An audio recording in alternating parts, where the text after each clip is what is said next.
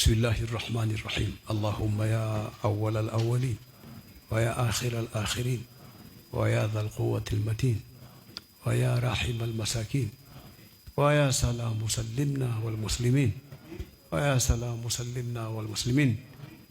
Mwenyezi Mungu tunakuomba ya Allah ya Rabbal Alamin, kila mmoja katika ndugu zetu waliokuja kutupokea, waliopo hapa na walioko majumbani, Mwenyezi Mungu wakidhie haja zao, waondoshie makero yao, waondoshie shida zao, wape baraka katika kazi zao za biashara, kazi zao za makulima, kazi zao za kuajiriwa.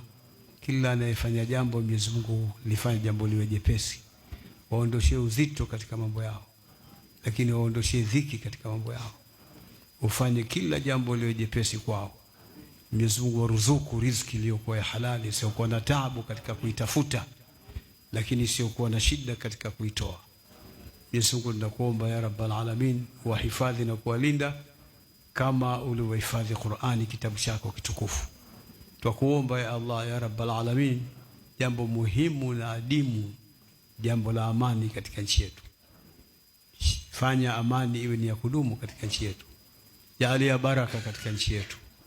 Warudishe maadui wanaoikusudia vibaya.